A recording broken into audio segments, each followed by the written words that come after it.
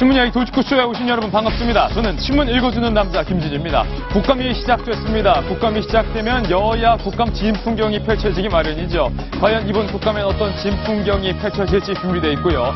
김무성 대표의 둘째 사위가 마약을 했었다. 이것이 어제 알려지면서 발칵 뒤집혀졌습니다. 그 소식 오늘 자세히 전해드립니다. 오늘자 조간신문 지금부터 저와 함께 하시죠. 먼저 동아일보입니다. 동아일보 일면입니다. 혹시나 했더니 역시나 국감 모습이죠. 야당과 여당 설전을 벌였습니다. 그리고 야당 의원들은 설전 뒤에 퇴장을 했습니다. 안행이 국감 이야기입니다.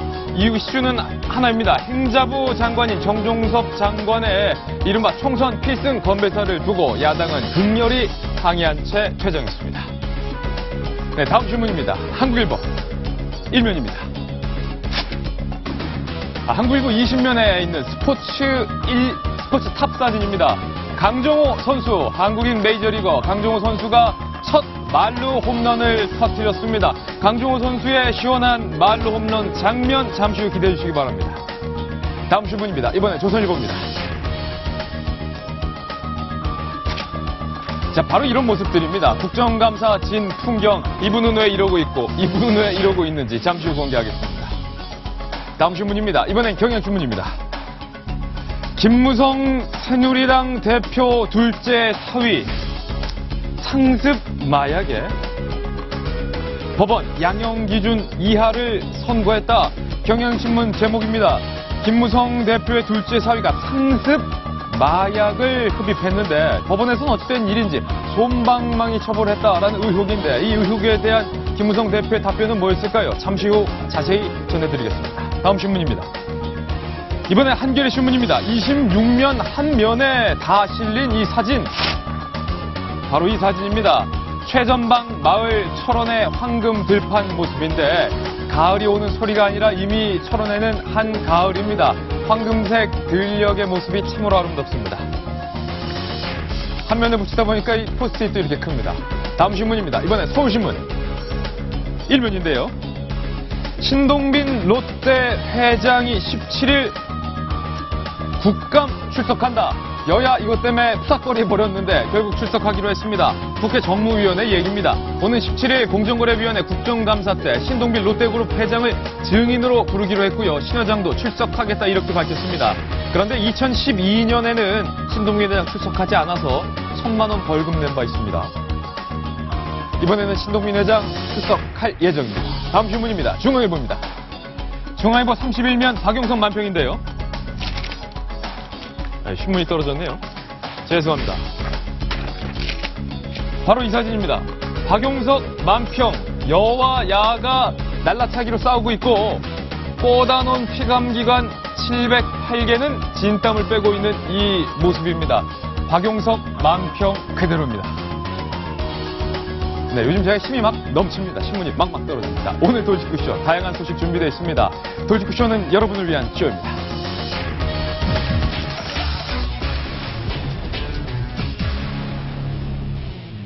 네, 오늘 금요일 아침 저희가 준비한 돌직구 신문의 첫 번째 뉴스는 바로 국정감사 소식입니다. 함께 보시죠. 19대 마지막 국감 혹시나 역시나가 됐다. 영상 한번 직접 보시죠. 혹시 셀프 성형 기구라고 들어보셨어요? 한번 이걸 보겠습니다. 예. 천천히.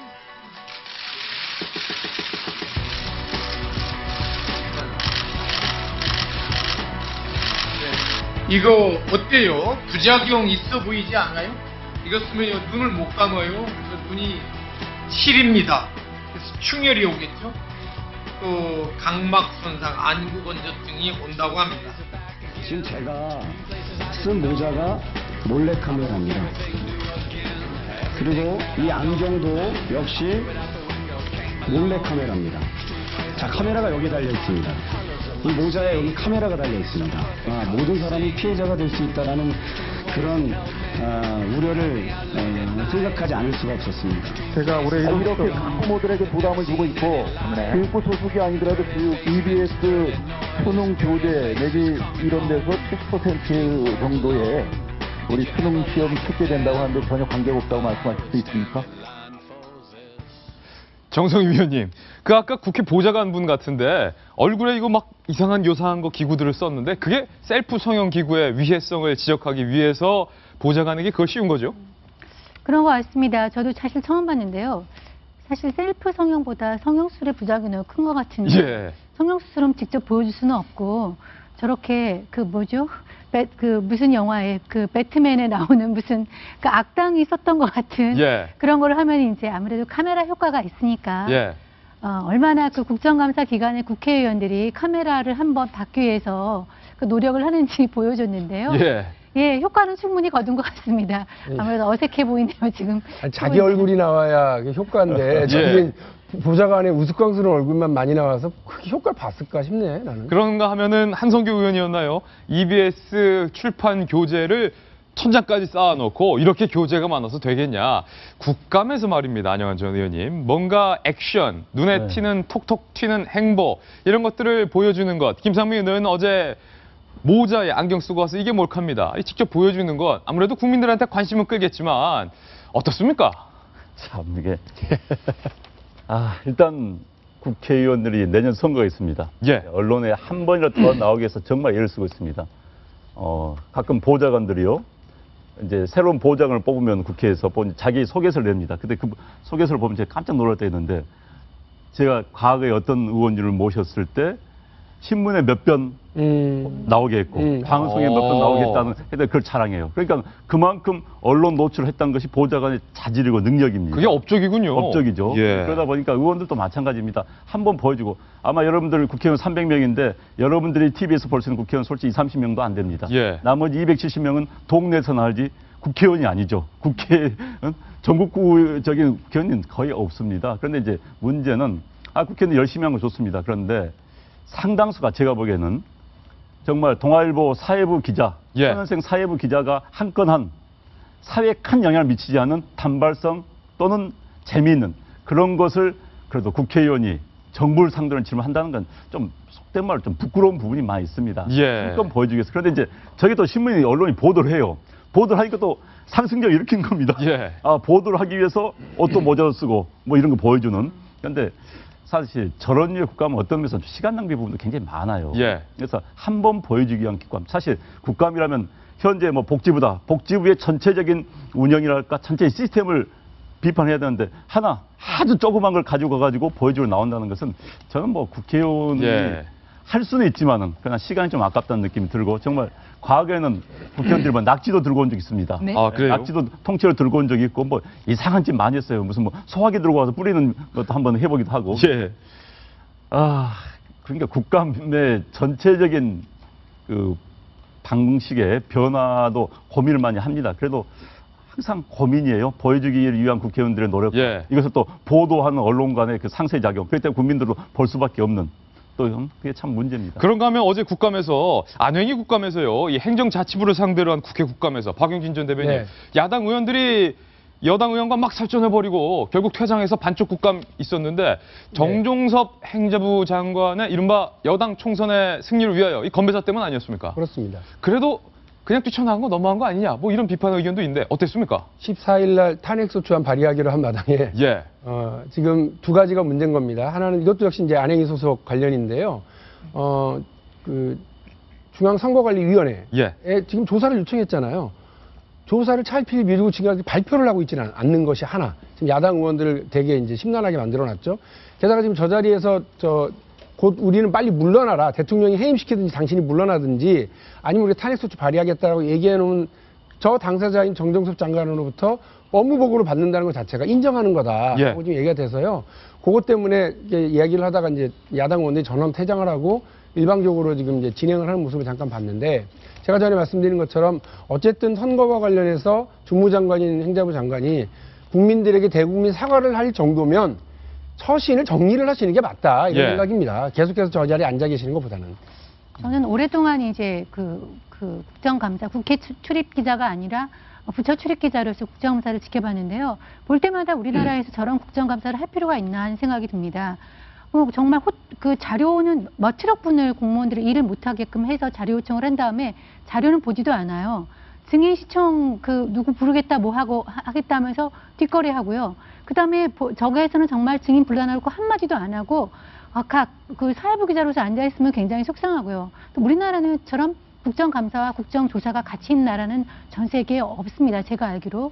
다른 나라는 국정감사를 하던가 국정조사를 하나거든요. 국정조사는 특정 사안에 대해서 하는 거고 국정감사는 전반 입법활동뿐만 아니라 어떤 세금이 들어가는 모든 분야에 대해서 하는데 저렇게 전방위적으로 세종시에 있는 공무원들을 국회에다 묶어놓고서 저런 식의 보여주기에 감사하는 거 저는 굉장히 부정적입니다. 둘 중에 하나만 했으면 좋겠어요. 예, 어제 국정감사 현장에서 동아일보 신문을 흔들면서 이것 보시오 라고 강한 문제 제기, 의혹이 하나 제기됐었는데 그 주인공은 과연 누구일지 오늘 신문 속 사람들의 이야기 신사동 그 사람 첫 번째 장본인입니다. 만나보시죠. 신사동 그 사람 첫 번째 인물은 바로 새누리당의 대표 김무성 대표 이야기인데, 자, 이문선 변호사님, 네. 김무성 대표의 둘째 딸 최근에 결혼을 했는데, 네, 8월에 했죠. 네. 김 대표의 둘째 사위가 2년간 15차례 마약을 어찌 보면 상습적으로 투약을 했다라는 혐의가 동아일보 보도를 통해서 알려졌습니다. 일단 그 내용이 어떻게 됩니까? 깜짝 놀랐어요. 정말 깜짝 놀랐죠. 예. 저희가 몇 주 전에 비공개 결혼식을 하고 거기에 문재인 대표가 깜짝 등장을 했다라는 깜짝 쇼로서 우리가 훈훈하게 소개를 했었는데 바로 그 결혼식의 주인공이었던 둘째 사위가 2011년부터 예. 작년 6월까지 15번의 마약류, 그 마약류의 종류는 코카인, 필로폰, 엑스터시, 대마 등의 마약류를 한 15차례 투약하거나 피우고 구매한 혐의로 구속 기소됐었다. 마약 종류가 여러 가지네요. 네, 여러 가지입니다. 같이 피운 사람들은 의사도 있었고 CF 감독도 있었고요. 그런데 이제 문제가 되는 부분은 무엇이냐 하면은 당시 동부지검은 이 씨에 대해서 사위 이름이 이제 이 씨인데 성이 이 씨인데요. 예. 이 씨에 대해서 징역 3년을 구형했었고 형은 그래서 결국 동부지방법원은 징역 3년에 집행유예 4년을 선고했는데 검찰은 항고하지 않아 이 씨의 형은 1심 선고대로 확정이 됐다. 예. 그런데 여기서 이제 문제를 제기하는 부분들이 어디냐? 1번. 분명히 2011년부터 한 15차례 상습을 빼겠습니다. 투약하거나 흡입했으면 이건 상습성이 있는 걸로 봐야 되는데 왜 상습성이 아니라 그냥 단순 마약사범으로 처리를 했느냐. 풀어줬느냐. 예. 그리고 대법원 양형 기준에 따르면은 마약사범에 대해서는 징역 4년 이상을 선고하도록 되어 있는데 왜 징역 3년에 집행유예가 나왔느냐. 그리고 검찰은 왜 항소하지 않았느냐 등의 의문을 하나씩 다 제기한 것으로 알고 있습니다. 예, 여기에 대해서 동부지검은 수사할 때는 이 씨의 가족관계를 난 전혀 몰랐다. 누구의 예비사위인지 전혀 몰랐고 구형 기준이라는 게 워낙 다양하고 이것이 구형 기준에서 특별히 벗어난 예외에 해당하지는 않는다라는 거였고요. 김 대표도 어제 긴급 기자회견을 열어서 나는 그 당시 예비사위의 구속 사실 자체를 출소한 뒤에서는 알았다. 당시에는 아예 몰랐다라고 이야기를 하였습니다. 김무성 대표의 둘째 사위 2년간 15차례 마약을 한 혐의로 당시 검찰은 3년을 구형을 했는데 이 법원에서는 결국 풀어줬는데 이를 두고 솜방망이 처벌 아니냐. 그 과정에서 김무성 대표가 안 것은 아니냐. 혹시 영향력을 미치지 않느냐. 이런 의혹들이 제기되고 있습니다. 물론 김무성 대표는 전혀 몰랐다. 라고 해명을 했는데요. 김무성 대표 둘째 사위의 상습 마약 투약에 대한 여러 가지 궁금증 오늘 짚어보겠습니다. 자, 몇 가지 궁금증이 제기가 되고 있습니다. 첫 번째 살펴보죠.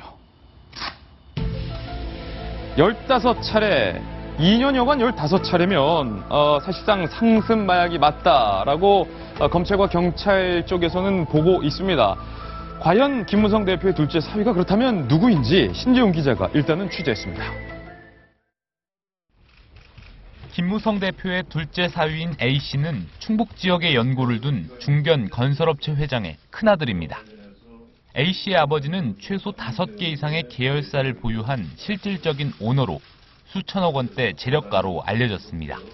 A씨는 현재 가업을 물려받아 해당 기업의 대표로 재직 중입니다. 김 대표의 둘째 딸은 32살로 A씨보다 6살 아래입니다. 디자인을 전공했고 지난해 수원대학교에서 최연소 전임교수로 임용됐습니다.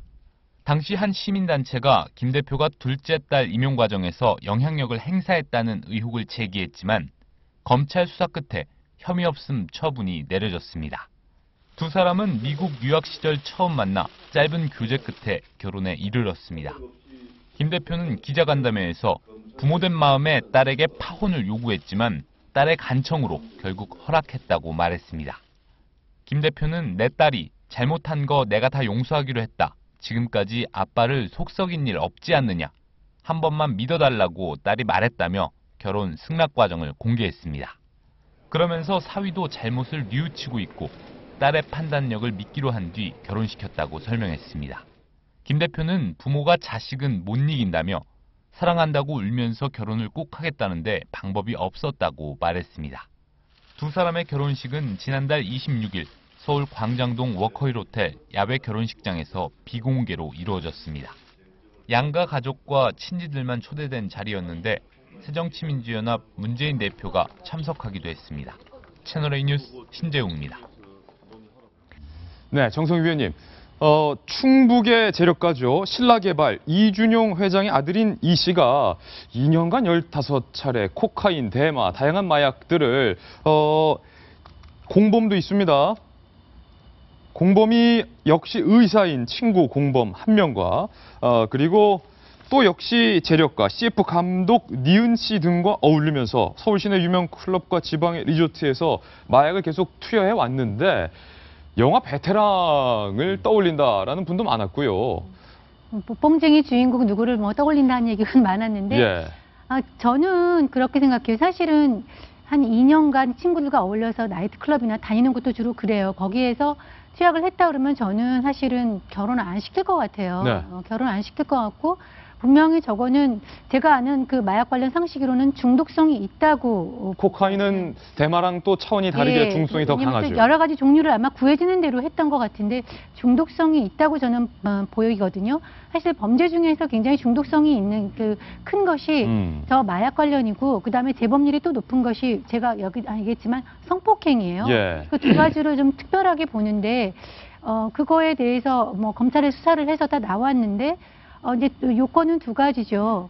갔는데 왜 단순하게 해서 생각보다 낮은 형량이 나왔느냐 하는 거는 좀 의문이고요. 예. 다만 여기에 오늘 보도가 나왔듯이 저거를 유력 정치인의 사위이기 때문에 검찰이나 법원이 봐줬다. 그러기에는 상당히 문제가 있습니다. 오히려 제가 지금 보도를 보니까 아무것도 모르고 딸의 간청에 따라서 결혼을 허가했던 김무성 대표 같은 경우는 오히려 뭐 상당히 동정이 가고 피해자인 같은 느낌이 드네요. 예. 다만 검찰이나 법원이 왜 저렇게 했는지는 조금 다른 사연이 있을 것 같습니다. 여러 가지 검찰의 수사 방향 그리고 법원의 판결 그리고 김무성 대표가 과연 알았느냐 몰랐느냐를 두고 여러 의혹들이 제기되고 있는데 박용진 전 대변인은 어떻게 봅니까? 일단 김무성 대표가 가족에 대한 문제잖아요. 그래서 관련해서 상당히 심란하고 마음이 안 좋을 것 같고요. 제가 지금 드리는 말씀은 전제가 뭐냐면 김무성 대표가 어제 기자간담회를 자청해서 이야기한 말을 전적으로 믿는다는 것에 전제를 일단 말씀을 드릴게요. 그럼에도 불구하고 김무성 대표가 난 몰랐고 아무런 영향력을 행사한 바 없고 정치인 과적으로 누가 봐주겠느냐는 말을 일단 믿는다고 치자고요. 그런데 우리 국민들 뇌리 속에 박혀 있는 게 뭐냐면, 그러니까 무전 유죄고, 그러니까 유전 무죄입니다. 무전 유죄, 유전 무죄. 예, 이 얘기인데 15차례인데요. 신사동 어디에서 나이트클럽에서 자기 집에서 주차장에서 다양한 종류의 마약을 상습적으로 투약한 게 분명한 거거든요. 예. 근데 이와 관련해서는 기자들을 취재하는 사람이잖아요. 저는 대변인 출신이라 취재한 기자들을 또 취재하는 입장인데 그렇죠. 법원 쪽 기자들한테 다 전화해봤거든요. 말도 안 되는 상황이라는 거예요. 일단 이걸 풀어준 예. 일단 검찰이 그거를 3년으로 일단 구형한 것도 했는데. 구형도 3년으로 한 것도 일단 웃기고 자기가 구형한 것이 제대로 안 됐는데 그 이하로 나왔는데 항소를 하지 않는 경우도 황당하다는 거예요. 네.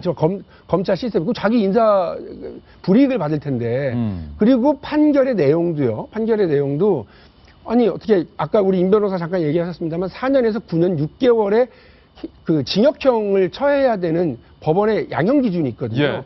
거기서 완전히 벗어난 게 나왔어요. 그리고 이것 자체로 그냥 끝나버렸단 말이에요. 1심으로. 2년으로 그냥 풀어준 거죠. 1심으로 끝났어요. 그러니까 그 법원에 왜 이랬느냐고 그러니까 엉뚱한 이야기.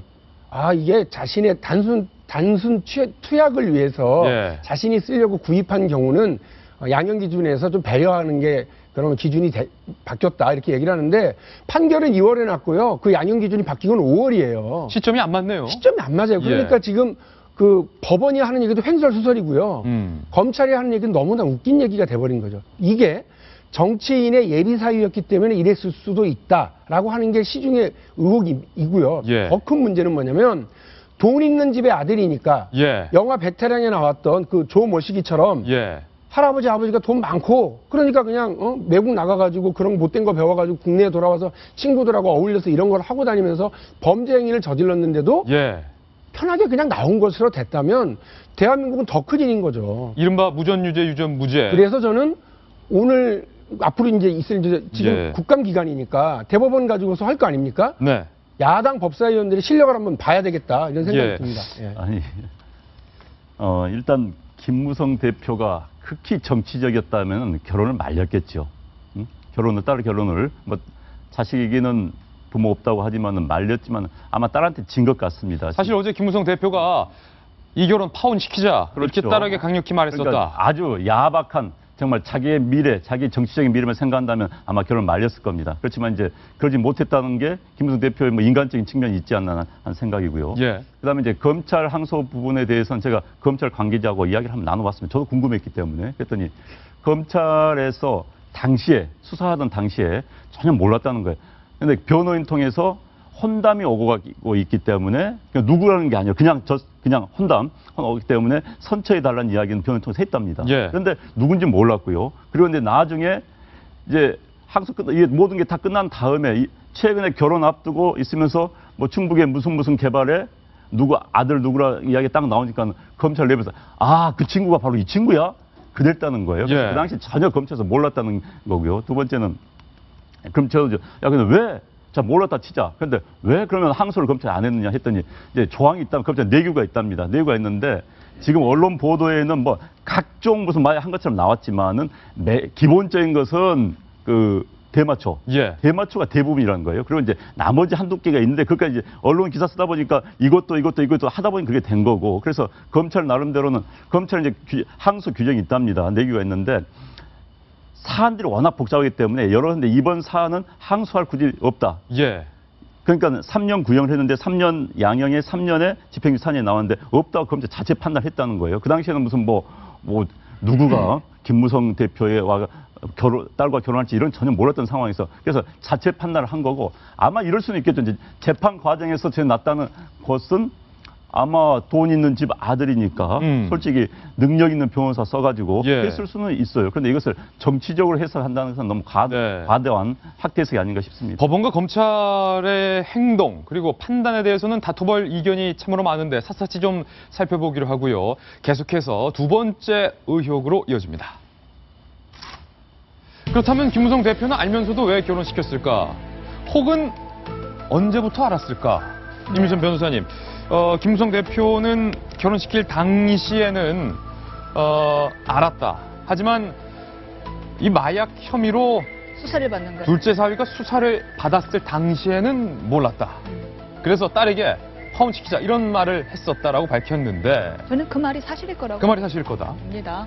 알면서도 왜 결혼을 시켰을까? 그거는 이제 딸을 못 이겼다라는 안영환 전 의원의 말씀이 맞는 것 같고요. 근데 이제 많은 네티즌들이나 사람들이 의혹을 제기하고 있는 부분은 그러면은 수사나 재판 당시에는 알았을까잖아요. 그러니까요. 근데 김무성 대표는 몰랐다잖아요. 그리고 이제 취재하신 결과도 몰랐다잖아요. 저대로 취재를 했는데 몰랐다. 나옵니다. 그 당시에 그 수사를 했던 검사로부터 얘기를 들었는데요. 근데 저는 그 몰랐다의 신빙성이 더 높다라는 보이는 부분이 뭐냐면요. 1번 미성년자 딸도 아닙니다. 미성년자 혹은 내 딸의 지금 결혼한 남편도 아닙니다. 성년인 내 딸의 당시 남자친구 사건입니다. 그 남자친구 사건까지 대통령을 꿈꾸는 사람이 정치 인생을 걸고 마약 사건 그만둬라고 할 만큼 만용을 부릴까요? 만약에 제가 반대 입장이라면은 정말 알았다면 오히려 둘 중에 하나를 선택했습니다. 정말 내가 후한 무치다. 그러면 아예 수사를 개시 못하도록 재판까지 가지도 못하도록 처음부터 아예 막았든지 아니면은 그 후에 알았다면은 차라리 전화를 해서 최대한으로 때려달라. 내 딸이랑 헤어지게. 예. 아예 거의 꽁꽁 묶어달라를 하면 하지. 못 나오게? 사위도 얼마나 믿겠습니까? 그런 사람 사위로 맞고 싶겠습니까? 예. 깨고 싶죠. 차라리 아예 못 나오게 들어가 있게 하지 뭐 그거를 이렇게 논란이 될 거리를 그거 봐달라고 했을까? 전 정말 몰랐을 거다. 예. 들고요. 그쯤 다 둘째 딸이 31잖아요. 31인 둘째 딸이 그거를 아빠 내 남자친구가 자식들이 제일 모르는 존재가 바로 딸입니다. 예. 아니 부모들이 제일 모르는 존재가 바로 자식입니다. 예. 자식이 그 자녀가 김무성 대표한테 이 사실을 차마 얘기 못했기 때문에 후에 알았을 거라는 말에 신빙성이 있다라고 생각을 합니다. 그렇다면 김무성 대표 이 성격상 박유진 전 대변인, 네. 김태우 최고위원이 최고위원 회의에서 김무성 대표 면전에서 자꾸 딴소리, 김무성 대표의 심기를 긁는 소리를 했을 때 김무성 대표가 테이블을 빵 치고 벌떡 일어나서 고마해라, 입 닫아라, 지 맘대로 해라, 끝나, 나가. 버럭 김무성 대표의 성격도 있는데 그렇다고 한다면 임순 변호사의 말대로라면 김 대표가 이 둘째 딸에게는 이길 수가 없었다, 당해내지 못했다. 김무성 대표가 어제 한 말을 전 계속 믿는다는 전제로 말씀을 드린다고 그랬어요. 그러니까 가족 문제라서 저도 이렇게 뭐 함부로 추측하기도 난망한 일이라서 그렇고요. 어제 그 국회 법사위에서 검찰청을 상대로 하는 국감이 있었는데 거기서도 뭐 이게 검찰로서 제정신으로 한 거냐. 예. 아까 보니까 어제 이제 그 검찰 출신이에요. 임내연 의원이 검찰의 사건 처리 정보 시스템 사건 내용을 입력해 보면 양형 기준에 위배된 것인지 아닌지 알 수 있다라고 딱 찔러서 얘기를 했거든요. 예. 뭔가 이상하다라고 하는 지적을 지금 하고 있는 겁니다. 양형 그러니까 기준과는 분명히 다른 예. 판결이 나온 것이면 예. 분명히 보여요. 대신 예. 여당 대표의 문제니까 막 공격할 수도 있는데 그렇게 하고 있지는 않아요. 그러니까 그거 저는 뭐 야당이 잘 자제하고 있는 거라고 이제 일단은 봅니다. 김무성 대표가 진실을 말씀하신 건지 아닌지는 나중에 따로 판단할 수 있는 기회도 있을 거라고 봐요. 네. 근데 저는 지금으로서는 김무성 대표가 이중의 피해자가 될 수 있다는 겁니다. 하나는 딸을 참 마땅치 않은 사람한테 내줘야 되는 이런 면에서 아버지로서의 피해자죠. 또 하나는 정치인으로서 대권을 꿈꾸는 사람으로서 어마어마한 피해인데 예. 저도 정치라는 사람이니까 퍼뜩 무슨 생각이 들었느냐. 예. 이거 혹시 좀 이상한 거 아니야? 왜 이 시점에 갑자기 이게 튀어나오지? 예. 그러니까 여러분 아니 법원 판결 났으면 다 알지 뭐. 아니에요. 법원 판결문에 A, B, C, D로 쭉 이렇게 나오고 실명으로 나오지 이게 누군지를 알 수 있게 안 나온다고 저는 알고 있거든요. 아니요. 실명으로는 나오는데 그럼 그게 공개 아니 그러니까 밑에 있는 하급신의 판결문을 공개되는 경우가 극히 드문 거죠. 어쨌든 이제 실명이 그러니까 누구나 공개되는 게 일반인들이 다 드물다. 들어가서 예. 본다고요? 아, 일반이 들어가서 못 그러니까 제가 말씀드린 거 그거를 깜짝이야. 그래서 일반인들이 들어가서 예. 접근할 수 없는 상황이기 때문에 여기에 특별한 사안이 있을 때만 접근해서 확인을 하는 경우입니다. 기자들도. 근데 사실은 뭐 돈 많은 변호사 써서 이렇게 풀어낸 방향이기 때문에 누가 관심을 가질까. 그런데 이게 탁 찍혀서 탁 튀어나오고 나가는 걸 보면서 어라? KY? 저 그 생각했어요. 예. 누군가. KY. 예. 전에 한번 국회에서 김무성 대표가 하면서 이렇게 수첩을 열었는데 예. 거기 K하고 Y가 있는데 이 Y는 얼마 전에 확인됐다면서요. 유승민으로. 예. K는 누굴까? 요거를 퍼뜩 생각하게 된 이 야당의 전직 대변인 이 감각은 뭐지? 예. 몹쓸 감각은 뭐지? 예. 이런 생각이 자꾸는 들어요. 그런 의미에서 김무성 대표가 이중의 피해자, 정치적 피해까지 감내하고 가야 되는 거 아니냐. 그럼에도 불구하고 저는 일단 이걸 나누겠습니다. 예. 김무성 대표 피해자인지 아닌지는 나중 얘기예요. 엉뚱한 이 판결 결과, 예. 검찰의 태도, 그다음에 판결 결과에 대해서는 베테랑의 영화를 자꾸 생각하게 하고 있는 이 상황에 대해서는 엄중히 따져 물어라. 네. 야당 법사위원들 열심히 해라. 예. 이런 말씀을 다시 한번 드립니다. 정승희 의원님. 실은 이 딸이 32살이고요. 지금 이제 수원대학교의 교수로 있죠. 그는 많이 알려졌습니다. 아까 보도에도 나왔지만 최연소 교수이기 때문에 그리고 디자인이나 예술학부에서 교수가 되는 데는 굉장히 어렵습니다. 그래서 사실은 이 30살 초반에 네. 딸이 교수가 되는 과정에서 아버지의 입김과 영향력이 있었을 것이다라는 논란도 숱했어요. 그거는 정말 지금 이거는 영향력을 예. 저는 이제 주지 않았다고 이 판결에 대해 저도 보고 있지만 이 딸의 채용에 대해서는 지금 말이 많고 영향력을 줬다는 본 사람이 훨씬 많습니다. 예. 그 딸이고요. 그리고 성품을 이제 들어보니까 굉장히 좀 순정적이고 순둥이라고 굉장히 착하고 좀 세상 물정을 모른다라는 그런 그 평가가 많더라고요. 예. 근데 이제 이 6살 많은 그 사위 같은 경우는 이제 특정한 직업도 안 나오고 있어요. 아버지가 이제 신라개발의 얘기를 듣는지 모르겠지만 다 나왔어요. 예. 신라개발 회장. 예, 회장 이준영 회장의 아들 이 씨. 예, 그 아들이 아버지가 그 재력가이고 그걸 도우고 있는 것 같은 느낌이 드는데요. 그러면 이제 아버지의 재력을 믿고서 38까지 뭐 특별하게 전문직을 가지 않고서 일을 해온 사람이라면은 제가 생각하기에는 건전하게 살아왔다. 뭐 일반 사람들의 고통이나 실업이라는 건 모른다. 예. 이런 생각이 들고 따님도 좀 세상 물정을 모른다. 세상 물정을 모른다. 예, 그런 생각이 들거든요. 그래서 이렇게 좀 보통 사람들이 살아가는 거에 대해서 무관하게 하는 네. 사람들이 그 만나 가지고 아버지한테 얘기를 했을 때 아까 김무성이 왜 결혼을 시켰을까 알면서도 그렇게 되면은 그 김무성 대표도 좀 요즘 사람들이 고민하고 하는 거에 대해서는 좀 잘 모르시나 보다. 그러니까 이 딸의 이렇게 이런 청에 대해서 할 수밖에 없었다. 이런 생각이 들면은 정치인으로서의 감각은 좀 떨어지지 않나. 그런 생각도 잠깐 듭니다. 안용환 전 의원, 김무성 대표가 딸이 2명이죠. 네. 두 번째 딸은 어떻습니까? 만나봤습니까? 네, 만나봤습니다. 미국에서 디자인 관련 계열 학과로는 또 계속 탑인 미국 대학을 졸업하고 한국에 왔죠. 그러니까 아주 이제 우수한 미술 디자인 쪽에서는 아주 뛰어난 능력을 가지고 있는 그런 친구인데 굉장히 이제 공부만 하는 미술만 하는 예술만 하는 그런 친구입니다. 그러다 보니까 이제 세상 물정을 모르겠어요. 본인은 뭐 잘할 수 있지만 또 이제 삼자가 보기에 모를 수도 있는 거 아닙니까? 그리고 또 사랑한다는데 어떻게 말입니까? 우리나라 33살이죠. 33살인데 사랑한다. 그리고 정말 딸 얘기는 자식 없습니다. 게다가 딸 얘기는 부모 없다. 부모 없습니다. 김무성 대표는 굉장히 마음이 아플 거예요. 첫째는 자기가 정치인이기 때문에 딸이 구설수 오른다. 저는 뭐 수원대 디자인학부 교수 될 때 과정을 잘 압니다. 그건 아버지의 능력 상관이 없이 본인의 자기가 같은 미국에서 같은 디자인 스쿨 다니던 선배가 시간 강사를 하다 그 자리를 물러준 거예요. 물러주면서 거기서 강의를 맡게 되면서 이제 알게 돼가지고 수원대에서 자리를 잡았는데 그런 과정을 저는 알고 있기 때문에 김무성 대표가 자기 때문에 딸이 굉장히 구설수로서 뭐 피해를 봤어요.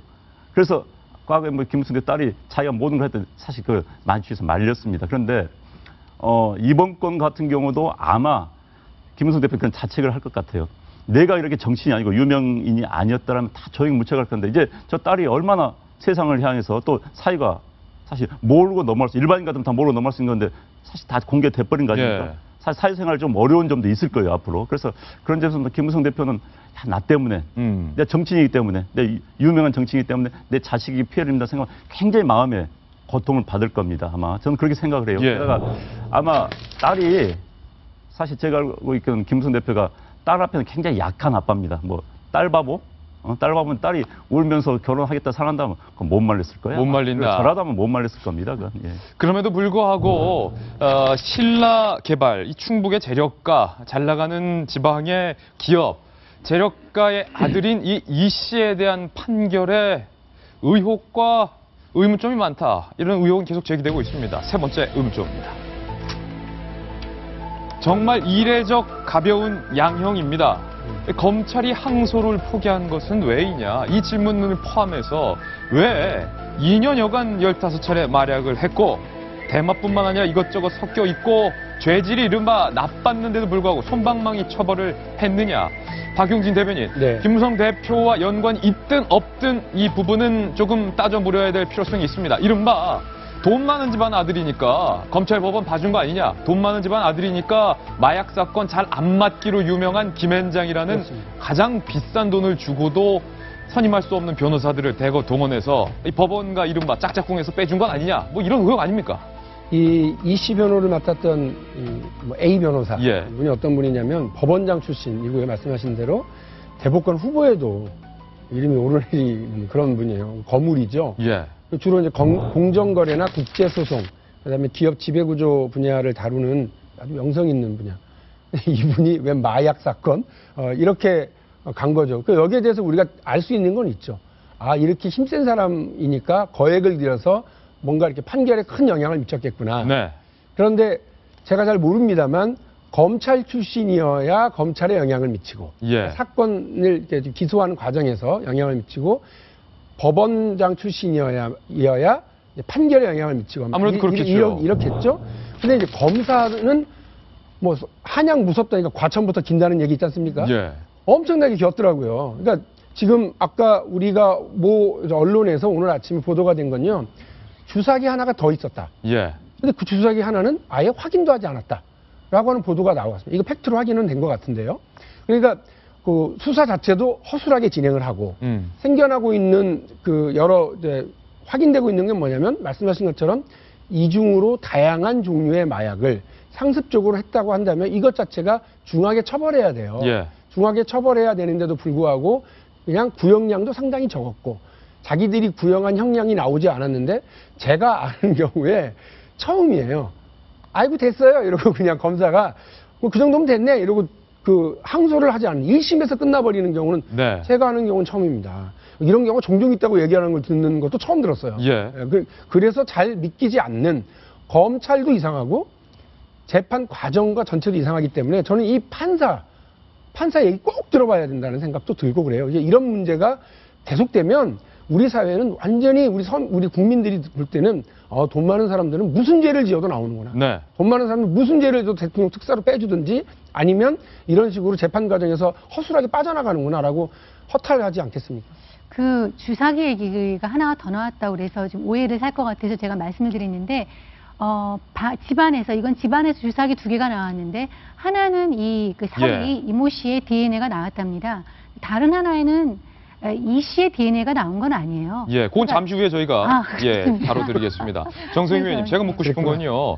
이 정도의 상습적인 마약 행동을 벌였다면 그간의 검찰 기준과 그간의 법원 기준이라면 4년에서 9년 혹은 그 이상의 중범죄로 인식을 하고 강하게 처벌하는 것이 우리나라 법조계의 관행이었는데 왜 잘 나가는 충북 재력가 건설 회사의 아들은 집행유예로 풀어주고 마약 사건은 맞지도 않은 김행장에 그것도 전직 대법관 후보까지 맡았던 분이 변호를 할 수 있었을까? 그 대법원이 정한 그 마약 사범 양형 기준을 보면은 징역 4년에서 9년 6개월이에요. 예. 근데 집행유예로 나오지 않았습니까? 네. 그거에 대해서 판사가 스스로 판결문에 밝힌 게 있습니다. 예. 범행을 반성하고 있고 동종 전과가 없는 초범이고 그래서 양형 기준의 하한을 벗어나서 형을 정했다.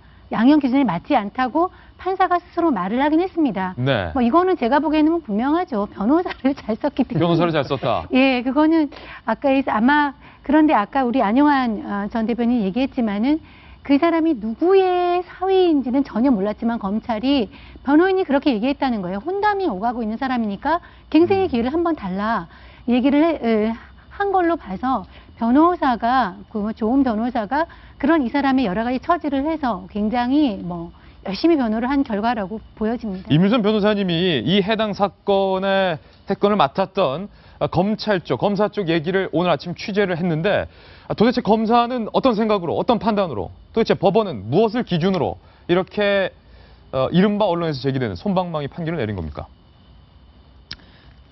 사람들이 오해하는 것 중에 하나가 있습니다. 예. 전관을 쓰면 예. 그래서 전관은 비싸죠. 비싼 수임료를 내면 그래서 그들이 이기면 그게 전관 예우 때문일 거다. 네. 뭔가 돈거래가 있었을 거라고 생각합니다. 예. 그런데요. 비싼 변호사를 쓰면 승률이 높아지는 이유는 네. 비리를 행했기 때문이 아니고요. 그들이 실력이 더 좋기 때문입니다. 비싼 변호사가 실력이 더 좋다. 그거는 엄격한 사실입니다. 예. 특히 저희 변호사들도 억울하지만 인정할 수밖에 없는 부분들이 특히 법원장 출신, 판사 출신들은 변호사들이 미처 알지 못하는 양형에 영향 줄 수 있는 사유들을 다 알고 거기에 적당히 맞게 변론이 들어갑니다. 예. 그들이 미처 모르는 부분까지 절차상 위반성까지 다 안 다음에 거기에 맞게 들어가고요. 사사시 더 많이 한다. 형사 사건은 변호사들이 치열하면 치열할수록 예. 무죄 선고율이 훨씬 높아집니다. 예. 왜냐하면 심증이 가도 정확한 물증이 있지 않는 이상 유죄를 차마 못 때리거든요. 민사랑은 다릅니다. 그래서 변호사가 하는 거에 따라서 양형에 영향이 굉장히 많이 미칩니다. 비싼 변호사가 뒤에서 돈거래를 했기 때문이 아니라 예. 그만큼 실력 발휘를 해서 빠져나오는 경우가 정관 예우보다 훨씬 많다는 거를 네. 좀 시청자들도 먼저 알아주셨으면 좋겠고요. 좋은 지적이에요. 네. 그다음에 그러면 이 항소를 검찰이 봐줬느냐? 처음에 논의는 김무성 대표는 알았느냐였다면 이제 검찰이 봐줬느냐로 간다면은 저는 별로 봐준 거 아니다라고 말씀드리고 있습니다. 아, 그래요? 아까 전 안영원 의원도 말씀을 드렸지만 이 15차례를 투약했다라고는 하지만 대부분이 대마였습니다. 대마였다. 그리고 또 투약만 한 경우와 매매를 한다거나 유포시킨 경우나 이런 경우는 또 양형이 다릅니다. 예. 그런데 이 대표 같은 경우는 투약만 했습니다. 자기가 먹었다. 뭐 이 표현이 맞지는 않지만 순수하게 친구들끼리 친목을 강정해서 예. 다른 사람을 더 끌어들이지 않고 그 사이에서만 딱 투약을 하고. 물론 그것도 악질적이지만. 악질적인. 물론 그래서니까 유죄 선고를 예. 받았죠. 투약만 했고 그러니까 양형이 다르다라는 걸 말씀드립니다. 그리고 초범이었고요. 더 중요한 건 뭐냐면 머리카락 검사에서 음성이 나와버렸어요. 아 그래요? 이거는 사실 보도가 안 된 부분인데 네. 임선 변호사님이 그 예. 해당 사건을 맡은 검사를 통해서 네. 알아내신 내용이죠. 머리카락이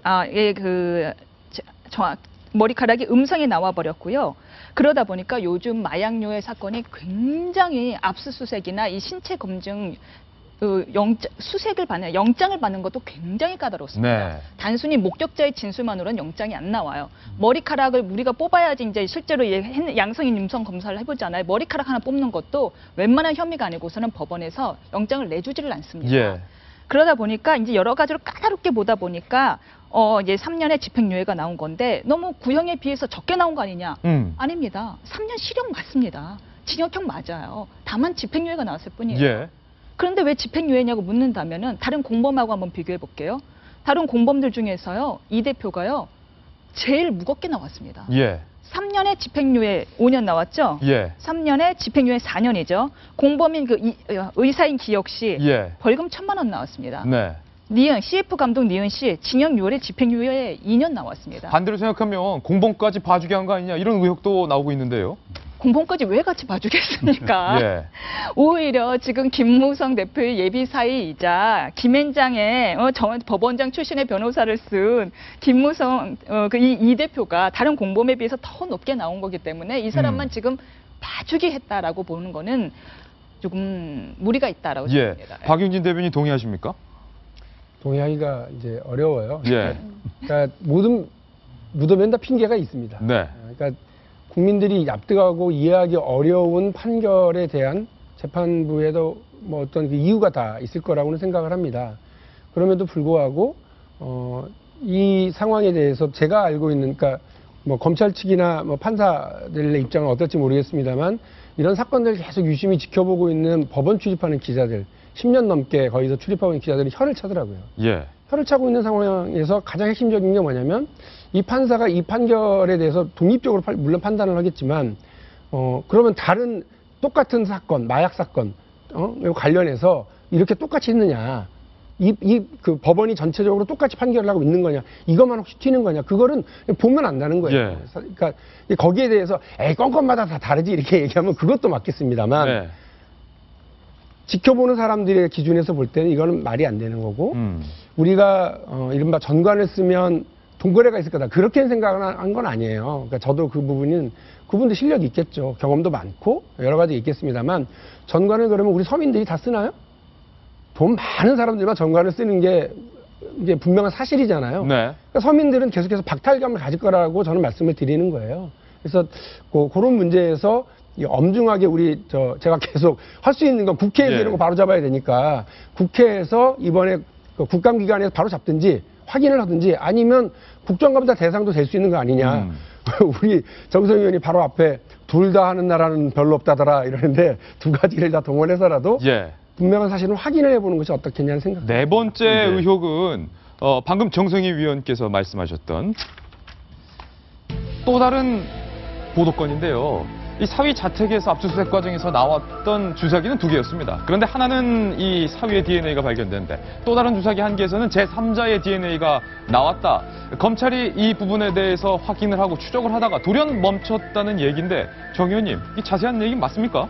예, 오늘 아침에 보도하고 돼 있는데 그 한 명이 이제 누구인지에 대해서 사람들이 관심을 가면서 심지어 그것이 그 집을 드나들 수 있었던 김무성 대표의 딸일 가능성은 배제할 수 없지 않냐 그런 얘기까지 나오는 걸로 알고 있어요. 그러니까 이제 문제의 초점은 두 가지가 나왔는데 하나는 DNA 확인되는데 하나는 왜 덮었느냐 하는 거에 대해서는 이제 문제가 제기가 보기까지는 팩트인 것 같아요. 근데 거기에 대한 검찰의 반응은 나오지 않습니다만 아침에 조간신문에 보면은 거기에서 수사 과정에서 나온 5-6개의 주사기가 여러 군데에서 나왔던 것 같은데 거기에 대해서는 검찰이 이렇게 얘기해요.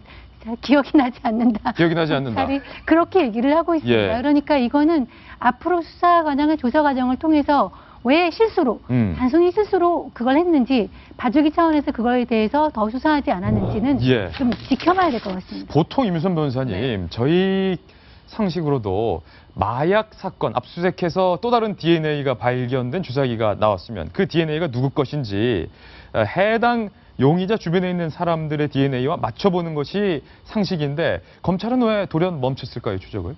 멈췄을 거라고 생각하세요? 네. 이것이 바로 언론인들이 좀 모르고 있는 부분인데요. 예. 검찰이 언론인들한테만 마약 사건 얘기 안 하는 경우가 많습니다. 예. 비공개적으로 수사를 진행하면서 언론인들에게는 누구 수사하고 있지 않나요? 아니요, 안 하고 있습니다 하는 경우를 전 왕왕 봐왔습니다. 검찰에서 수사 종결했다라고 공식적으로 밝혔는데요. 그러니까 당시에 수사를 했느냐 아니냐는잖아요. DNA 검사를 했느냐 예. 안 했느냐에 대해서 저는 했을 가능성이 오히려 더 많다라고 봅니다. 아, 했는데 비공개 수사를 했을 가능성이 있는 겁니다. 어쨌든 종결한 건 맞군요. 전 종결했는지까지는 모르겠어요. 검찰이 예. 아마 밝힐 겁니다. 그러니까 이거는 정말 특히 마약 사건 같은 경우는 특히나 조금 유명한 사람이라도 연루가 되어 있다라고 할 경우에는 아까 말씀드린 것처럼 머리카락을 채집해서 나오지 않는 이상은 거의 영장이 안 나오기 때문에 네. 목격자의 진술이 있고, 근데 반면에 그 당사자에게 가는 피해는 워낙에 크기 때문에요. 워낙에 크고 아주 뭐 확정적인 증거는 나오지 않고 예. 그런데 공개 수수로 돌렸다고 너무 피가 크고 그 다음엔 역풍이 다시 검찰에 오고 예. 그러다 보니까 조사를 하고 수사를 했으면서도 언론에 대고서 아닙니다. 저희는 모르는 일이다라고 하는 경우가 왕왕 있기 때문에 예. 저는 이 부분은 지금 뭐 한 언론에서 의문을 제기한 걸로 알아요. 이 의문에 대해서는 오늘 검찰이 아마 발표를 하지 않을까 싶어요. 예, 조금 따져 물어야 될 부분도 있지만 만약에 임유선 변호사 말대로 비공개 수사를 했다라면 그것은 상식에 부합하는 일이지만 지금 보도에 나온 것처럼 검찰이 아예 수사를 종결했고 그 일에 대해서 기억나지 않는다라고 일관한다면 이것은 또 검찰 수사에서 뭔가 냄새가 나는 그런 측면이 있는 것 같아서 제가 이 예. 검찰 출입 기자를 해봐서 아는데요. 검찰 출입 기자를 꽤 해봤습니다. 나중에 이제 우리가 보도 나간 다음에 나중에 아까 이제 기소장, 공소장을 보면은 기사가 좀 속된 말로 쪽팔린 경우 굉장히 많이 있습니다. 예. 그냥 흘러나온 걸 단편적으로 모아 기사를 쓰다 보면은 좀 어거지로 기사를 위한 기사가 많이 있어요. 그런데 기소장 내용을 보면은 이제 우리가 기사는 사실 한정돼 있으면 쓸 수 있는 내용이. 그런데 공소장 되면 뒷사정들이 다 나오거든요. 뒷사정을 기록을 못한 경우가 많습니다. 기사에는 반영이 안 되죠. 그러니까는 사실 그래 저 사람은 그런 사정이 있었구나 라는데도 불구하고 언론은 몰아가야 되기 때문에 예. 핵심만 앞에 부분만 쓰는 겁니다, 사실. 근데 공소장이 뭐뭐뭐 한다, 그러나가 있지 않습니까? 근데 그러나가 굉장히 중요한 부분이 많이 있어요. 근데 그러나 부분을 못 써요. 예. 근데 그런 부분이 저는 이번 사건에 있지 않았나 싶고, 두 번째는 사실 김무성 대표가 관련돼 있다라고 지금 보도가 나오다 보니까 이게 자꾸 의문점을 제기하는 겁니다. 일반적으로 넘어갈 수 있는 것도 의문 제기하다 보니까는 뭐 그런 말 있죠. 진실은 아직 신발끈도 매기도 전에 소문은 지구를 7바퀴 반 돌고 온다고. 지금 예. 그런 격이 아닌가 싶어요. 근데 제가 그냥 상식적으로 저는 저 검찰 출입도 안 해봤고 예. 이제 법률적인 지식도 없지만 검찰이 절대적으로 상식이라고 하는 가장 무거운 옳지는 않습니다. 무게를 가지고서 한번 예. 얘기를 해볼게요. 대한민국이 마약 청정국가잖아요. 그러니까 대단히 세게 하는 걸로 제가 압니다. 심지어 함정 수사도 용인하고 있는 걸로 알고 있고, 그리고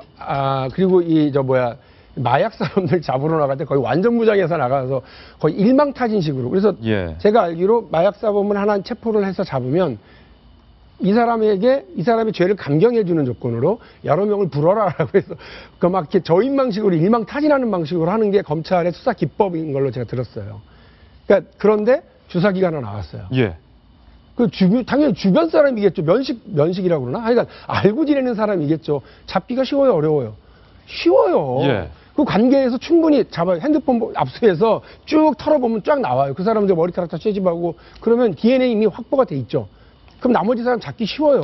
이걸 비공개라고 뭐 전환하고 이럴 일도 아닌 것 같아요. 그런데 이거를 비공개로 하고 어떻게 되는지 모르겠고, 그러니까 제가 보니까 이거는 예. 전형적인 부실 수사, 네. 혹은 의도적인 부실 수사 아니냐. 아니, 머리카락 예. 채집을 영장이 있어야 할 수가 있는데 영장을 요즘 잘 발부를 안 해줘요, 마약 사건에서. 아니, 그러니까 이건 마약 사범 경찰하고도 진짜 얘기를 하는 그리고 거예요. 이 예. 사람이 같이 맞았을 거 아닙니까? 이미 체포한 사람이 같이 맞았을 거 아니에요. 예. 알고 있는 사람일 거 아니에요. 아니. 선보는 사람은 자기 집에 오라고 그래가지고 맞았지는 않았을 거 아니에요. 예. 누구니? 물어봤나요? 전 좀 이상한 것 같은데요? 예. 물어보면 될 일이잖아요. 취조하면 될 일인데? 여기까지 왜 듣겠습니다. 봐줍니까? 상식입니다. 예, 여기까지 듣겠습니다. 검찰이 왜 봐주고 또 검찰이 김무성의 예비 사를 몰랐다. 아니, 그러니까 저는 그거랑 관계없이 검찰이 부실 수사했다고요. 그렇죠. 분명히 검찰 수사에도 부실한 측면이 있고 여태까지 검찰이 공명정대하게 제가 아는 검찰은 이런 검찰이 아닙니다. 해왔다면 이런 의혹도 나오지 않았을 텐데 뭐 대한민국 검찰 다 아시지 않습니까? 다음 주제로 넘어가겠습니다. 자, 이번 돌직구 신문의 두 번째 이슈는 야당 소식입니다. 저는 아까 박용진 대변인의 문제 제기도 일견 일리가 있다고 생각합니다. 이번에는 야당 소식인데 어제부터 지금 계속되고 있는 야당의 움직임 이게 심상치가 않은 겁니다. 이거 문재인 대표의 재신임 후폭풍이요. 이 차라리 전당대회를 조기에 열자라고 강하게 밀어붙이고 있는 비주류와 잿밥들에만 관심이 많은 것들 이 수준으로 강하게 맞서고 있는 주류와의 대결 양상으로 번지고 있습니다. 안녕한 전 의원님. 네. 이번엔 야당 얘기입니다. 예, 뭐 내홍을 치닫는 새정치연합, 이제 새정치연합의 싸움이 점점 심화되는 것 같습니다. 문재인 대표가 나 재신임 받겠다 하고 했더니 그리고 이제 그것을 재신임을 이제 50대 50, 당원 50, 국민열 50으로 해서 하겠다는 거 아닙니까? 그랬더니 이제 이른바 비노 진영에서 무슨 소리냐? 불현중에 비박이 나왔어요. 헷갈려 우리요. 여기 어이들이.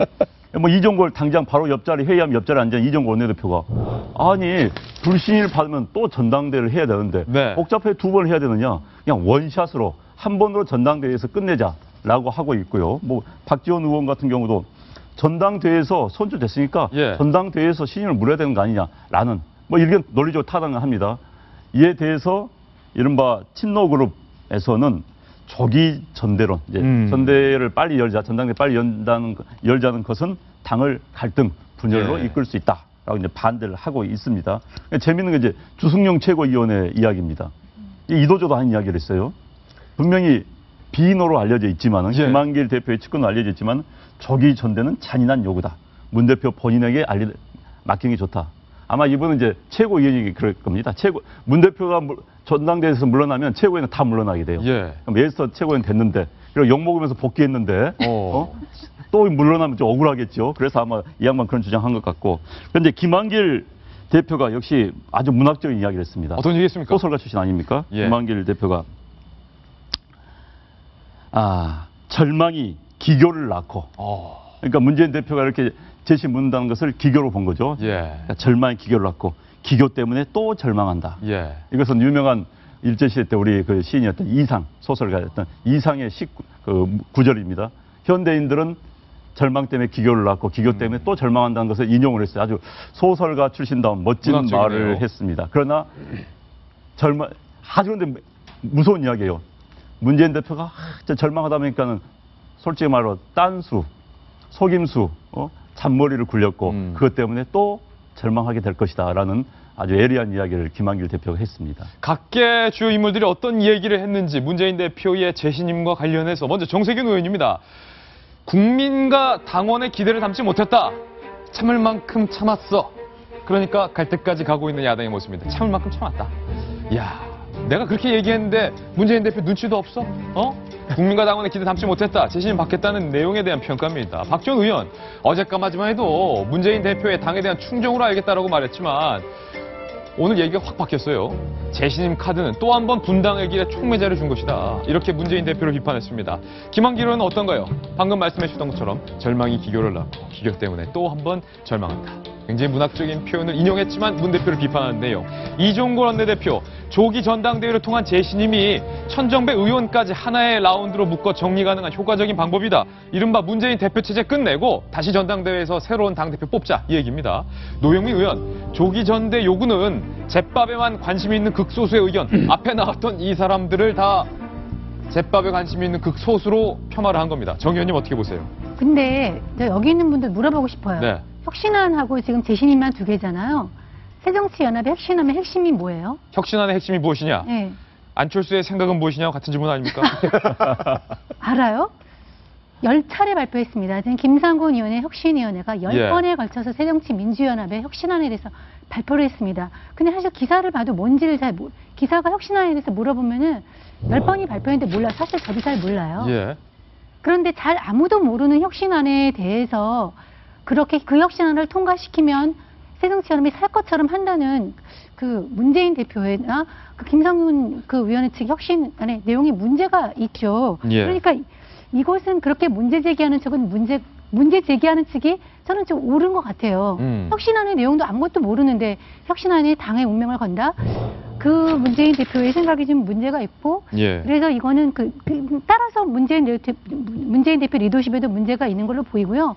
이렇게 당이 복잡하면 사실 저는 전대로 가서 깨끗하게 처리하는 게 맞을 것 같아요. 왜냐하면 예. 이게 뭐 가서 이거 혁신안 다르고 재신임안 다르고 불신임하면 전당표가 단위 들고 뭐 시간도 들고 돈도 들지만 일단 뭔가 절차가 복잡하면요 사람들이 꼼수라고 생각합니다. 예. 저는 비노 진영이요 정말 지금 제가 보기엔 벌벌 떨고 있습니다. 비노 진영이 벌벌 떨고 있다고요? 있습니다. 만약에 현재 구조 하에서라면 문재인 대표가 재신임을 받습니다. 받는 순간 문재인 대표가 지금 계속 그러고 있어. 당의 기강을 잡겠다. 재신임 받는 순간 그것을 추동력 삼아가지고 이른바 문재인 대표 참 혁신위 안에 20% 전략공천이 있습니다. 전략공천 할 수가 있는 거예요. 전략공천 심사위원장을 당대표가 임명하도록 되어 있습니다. 그러니까 20% 전략공천을 이용해가지고 네. 현재 말 안 듣고 반발하고 잔소리하는 사람들 다 쳐낼 가능성이 매우 높습니다. 그렇기 때문에 지금 그분들 입장에서 본다면은 야 전당대회에서 문재인 잘라내자 이렇게 나올 수밖에 없는 겁니다. 지금 서로가 목을 놓고 싸우는 죽는다 사는 게임을 지금 하고 있는 겁니다. 네. 자, 야당의 이 내홍에 대한 이야기 어제 이어서 오늘 전해드렸습니다. 다음 신사동 그 사람 두 번째 인물인데요. 여러분들 다 기억하십니까? 80년대 초반, 90년대 초반을 다 일구었던 초능력자.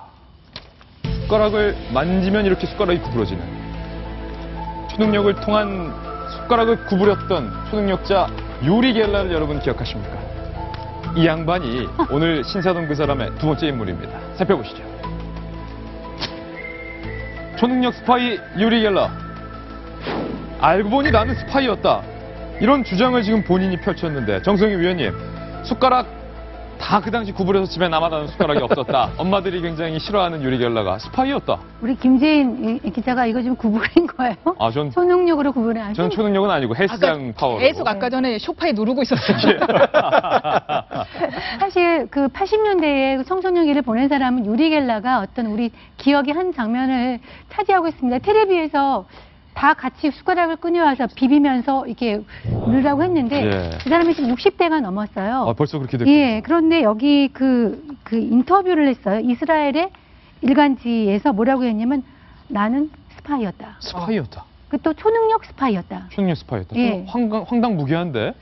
30년간 이스라엘의 모사드와 정보기관 모사드와 미국의 CIA에서 활동을 했다. 예. 라고 이제 발표를 했는데요. 인터뷰를 했는데 사실 이건 처음 나온 얘기가 아니고요.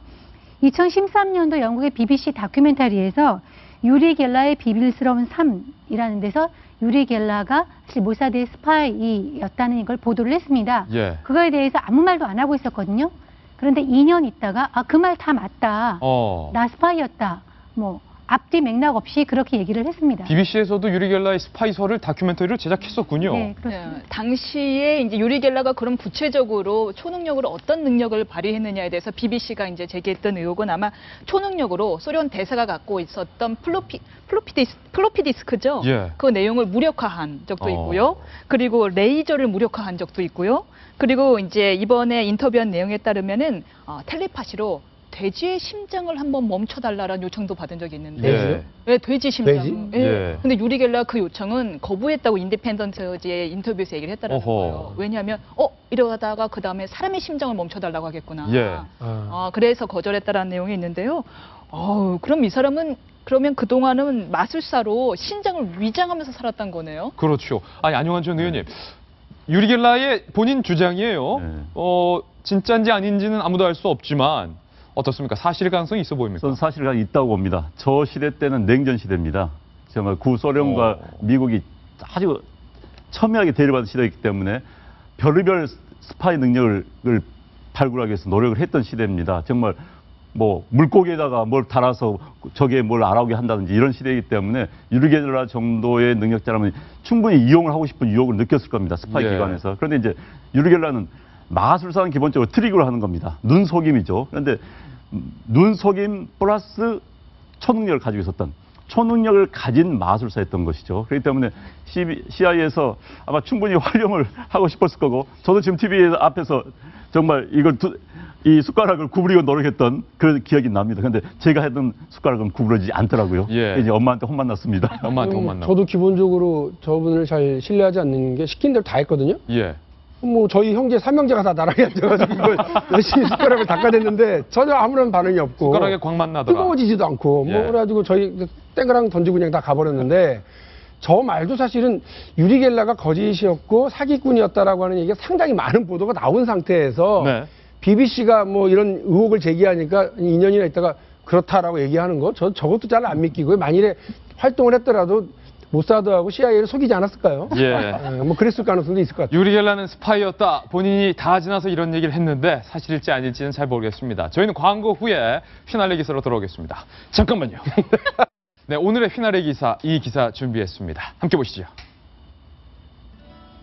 70년 전 제 여관비입니다.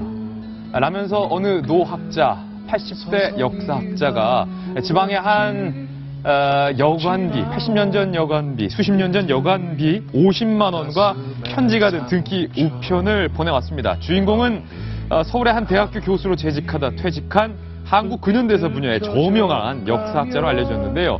편지 내용은 어릴 적 숙박을 한 뒤에 그 당시 형편이 어려워서 도망갔습니다. 죄송합니다. 그때 여관비를 갖고 싶다. 1945년 해방을 맞아서 고향을 찾게 됐는데 트럭을 얻어 타고 올라가다가 교통편이 끊겨서 한 여관에 들렸는데 주머니 사정이 여의치 않아 여관 아주머니의 눈을 피해 도망친 게 계속 그동안 걸려왔다라고 하면서 서울 특급 호텔 하루 숙박비 50만 원인 것을 고려해서 50만 원을 보냈다 이랬는데요. 해당 면에서는요, 이 50만 원을 갖고 거울 6개를 구입해서 숙박옥소 6곳에 기증을 했습니다. 거울의 이름은 양심 거울입니다. 내 모습을 보면서 양심을 바라보라, 이런 거울인데 수십 년이 지나도록 이 노학자의 마음속에는 부담과 죄의식으로 남았던 것 같습니다. 수십 년이 지났지만 그 양심에 박수를 보냅니다. 저희는 주말 잘 보내시고요. 저희는 월요일 아침 9시에 밝은 모습으로 찾아뵙겠습니다. 오늘 하루는 분명 어제보다 더 나을 겁니다. 좋은 하루 되십시오. 고맙습니다.